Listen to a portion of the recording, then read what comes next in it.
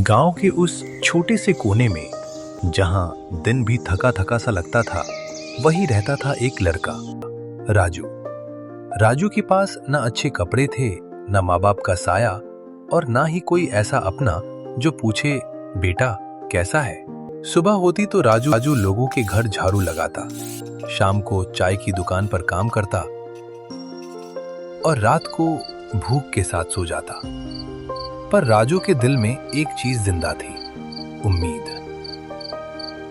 गांव के बाहर एक पुरानी टूटी हुई हवेली थी, इतनी पुरानी कि लोग उसका नाम लेने से भी डरते थे। गांव वाले ऐसा भी कहते थे कि जो भी उस हवेली में गया है, या तो बदल कर लौटा या फिर कभी लौटा ही नहीं। लोग ऐसा भी कहते थे कि वहां कोई रहस्यमयी चीज भी छुपी है। राजू ने ये बातें पहले से सुनी थी, पर उसके लिए डर से ज्यादा उसे ज्यादा जरूरत भूख और अकेलापन को दूर करने की थी। एक रात राजू वहीं से गुजर रहा था। वह भूख व खाने की तलाश में गया था। तभी अचानक से बहुत तेज बारिश शुरू हो गई। राजू के पास न कोई छत थी, न कोई सहारा। राजू भीगता हुआ, कांपता हुआ, वो भागते भागते उसी टूटी हवेली में घुस गया जहां कोई जाने की हिम्मत नहीं करता था। दरवाजा बंद होते ही सब कुछ अचानक शांत हो गया।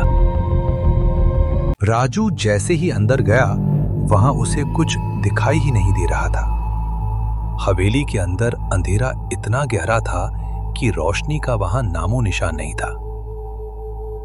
उस हवेली के अंदर रुकने के अलावा उसके पास और कोई रास्ता ही नहीं था।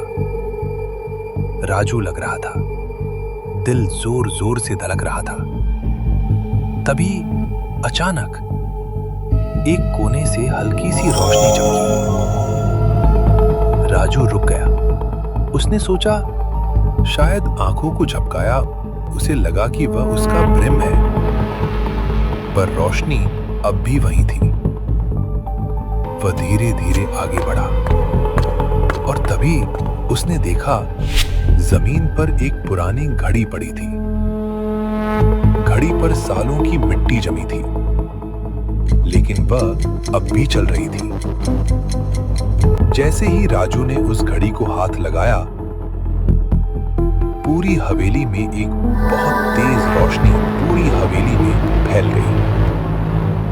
दीवारों से एक भारी आवाज गूंजी, ये घड़ी वक्त को बदल सकती है, लेकिन सिर्फ 3 बार। राजू का शरीर कांप उठा। उसने घड़ी को अपने सीने से लगा लिया। राजू को डर तो लग रहा था, लेकिन उसे भूख भी बहुत तेज लगी थी। उसने बहुत दिन से कुछ खाया ही नहीं था। उसके पेट में भूख की आग जल रही थी और आंखों में डर की परछाइयां थी। उसने आंखें बंद करके धीरे से कहा, काश आज पेट भर खाना मिल जाता। राजू का ऐसा कहते ही घड़ी अचानक हल्की सी चमकी, जैसे जिंदा हो, और अगले ही पल उसके सामने गरम गरम स्वादिष्ट खाना था। राजू की आंखों से आंसू बह निकले। राजू अच्छे व नेक दिल का था। उसने सिर्फ अपना ही नहीं, बल्कि 2 और भूखे बच्चों का भी पेट भरा।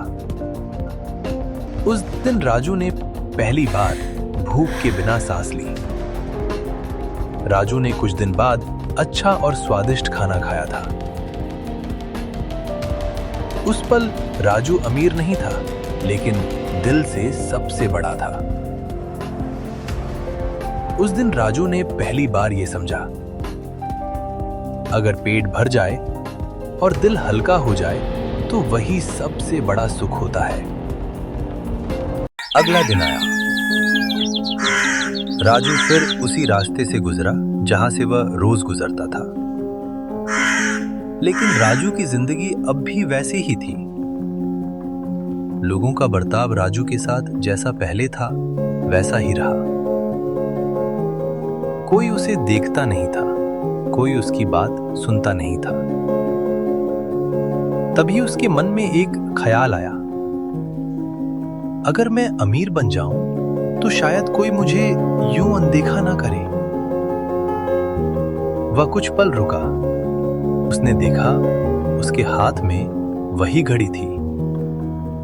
उसने घड़ी को देखा और धीरे से बोला, अगर मेरे पास भी पैसा हो तो सब ठीक हो जाएगा ना? उसने घड़ी घुमाई। पल भर में कपड़े बदल गए, हाथ पैसों से भर गए और उसका हुलिया ही बदल गया। कल तक जो लोग उससे बात तक नहीं करते थे, आज वही लोग उससे रुककर बात करने लगे। कोई मुस्कुराया, कोई हाल पूछने लगा। पर राजू के दिल में एक अजीब सी बेचैनी थी। राजू को अंदर से कुछ ठीक नहीं लगा। सब कुछ मिल रहा था, पैसा, कपड़े, इज्जत, लेकिन सुकून नहीं। लोग उसकी आंखों में नहीं देख रहे बल्कि उसके पैसे से भरे हाथों में देख रहे थे। सब कुछ मिल रहा था पर सुकून नहीं, क्योंकि इज्जत जब पैसे से मिले तो वह दिल तक नहीं पहुंचती। राजू पहली बार इतना अमीर होकर भी अकेला महसूस कर रहा था। उस रात राजू फिर हवेली गया। चारों ओर गहन अंधेरा था। अचानक उसी अंधेरे से एक नग्न छाया उभर आई। उसकी आवाज भारी थी पर थकी हुई। उसने कहा, मैं भी कभी तुम्हारे जैसा ही था। मैं भी इस घड़ी का स्वामी बनना चाहता था। मैंने भी चेतावनियों को अनसुना किया। कुछ देर रुककर वह बोली,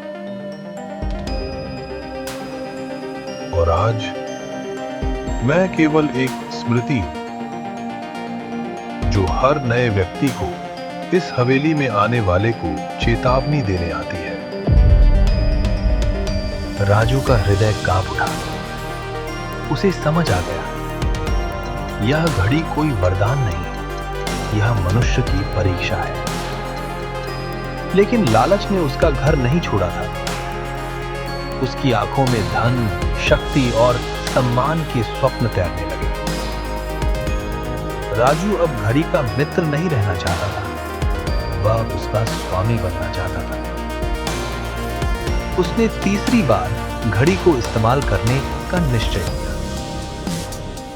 तभी वही आवाज फिर गूंजी, यह अंतिम अवसर है, सोच समझकर निर्णय लेना। पर लालच ने उसके मस्तिष्क को खराब कर दिया था।